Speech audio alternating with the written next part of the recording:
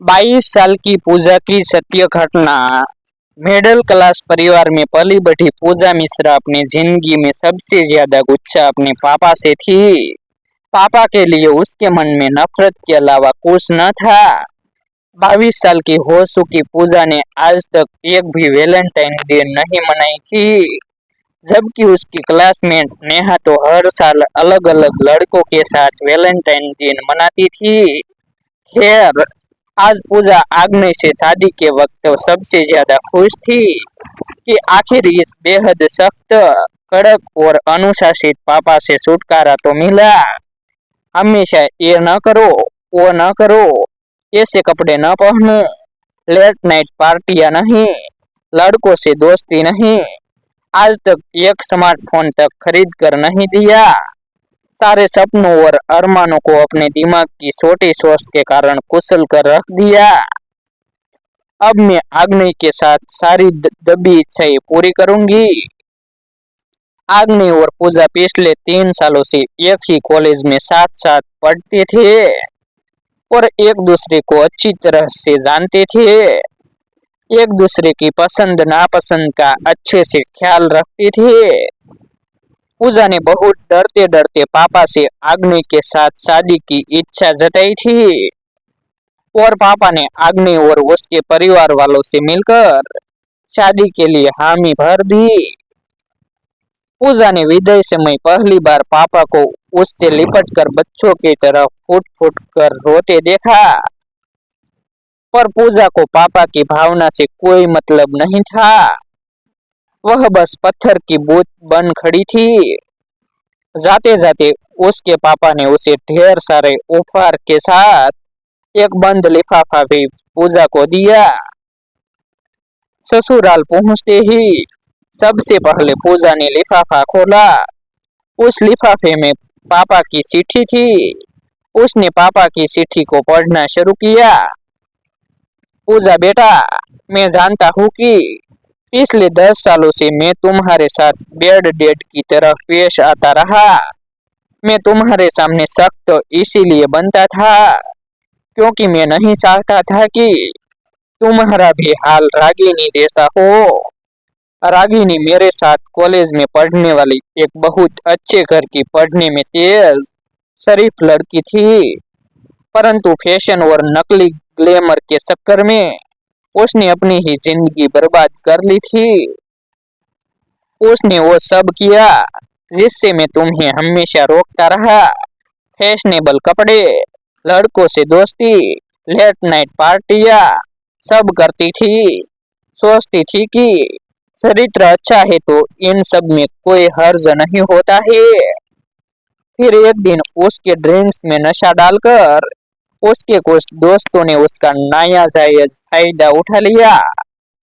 इस घटना के बाद से वो अपना दिमागी संतुलन खो बैठी और समाज के तानों और लोगों से बचने के लिए उसके पापा ने उसकी माँ और छोटी बहन के साथ थलफास खाकर सुसाइड कर लिया।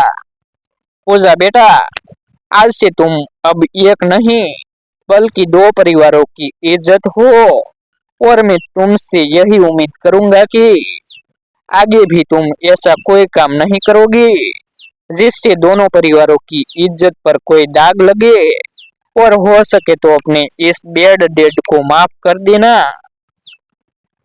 चिट्ठी पढ़कर पूजा फुट फुट कर रोते हुए तुरंत फोन लगाकर भराई आवाज में पापा से कहा, मुझे माफ कर दीजिए पापा, मैं आपके गुच्छे के पीछे के प्यार को नहीं देख पाई, आपके सिलाहट के पीछे की आपकी परवाह को नहीं देख पाई, आपकी झुंझलाहट के पीछे का समर्पण नहीं देख पाई।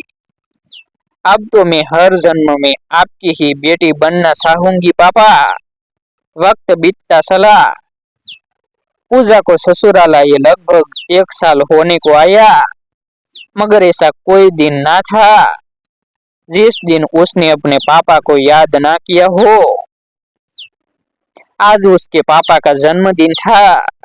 सुबह मंदिर गए, पूजा की पापा की खुशी और सलामती के लिए दुआएं मांगी। फिर शाम में केक लाकर अपने ससुराल वालों के साथ उनका जन्मदिन मनाने का प्रोग्राम बनाया। फिर केक काटने से पहले पापा को वीडियो कॉल लगाया। उधर पापा मम्मी के साथ उदास बैठे थे। पूजा उन्हें देखते ही सहक के बोली, happy birthday to you my sweet पापा। पता है पापा, यहाँ मैं आपकी डांट, आपके गुस्से को हर दिन मिस करती हूँ। यहाँ सारे लोग मुझे बहुत प्यार करते हैं, स्पेशल सासू माँ। पता है पापा, एक दिन घर में मोहल्ले की औरतें सासू माँ को जब ये बोल रही थी कि कितनी अच्छी बहू मिली है तुम्हें, कपड़ों, बोली और स्वभाव में शालीनता जरूर इसके मम्मी पापा से विरासत में मिले हैं। आजकल की लड़कियों में इतने संस्कार अब कहाँ मिलते हैं। आपके लिए ये शब्द सुनकर पापा मेरा सर फक्र से ऊंचा हो गया। आज मुझे आप पर गर्व है पापा। आप माँ को हमेशा बोलते थे कि सारी दुनिया को तो सुधार नहीं सकते, बस अपना दामन बसा के रखना होगा। जानती हूँ पापा, और महसूस भी किया है मैंने कि आजकल लड़कियों के लिए बॉयफ्रेंड बनाना, ड्रिंक्स करना, लिव इन रिलेशन रहना और ट्रांसपेरेंट ड्रेस पहनना फैशन सा है। पर आपने एक सुरक्षा कवच बनकर मुझे इन बुराइयों से बचाए रखा।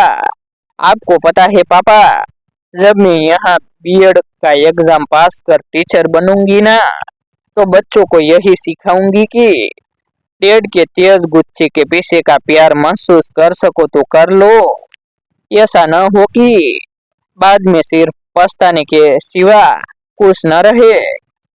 दूसरी तरफ पापा के होंठ कांप रहे थे। वो बोल रहे थे, आंखों से लगातार आंसू लिए मुंह से अपनी पूजा बेटी के लिए, खुश रहो, भगवान करे तुम्हें मेरी उम्र और खुशियां लग जाए बेटा। ऐसे ही नई नई प्रेरणादायक वीडियो देखने के लिए हमारी यूट्यूब चैनल सब्सक्राइब करें, वीडियो को लाइक करें और शेयर करें। फिर मिलते हैं एक नई स्टोरी के साथ।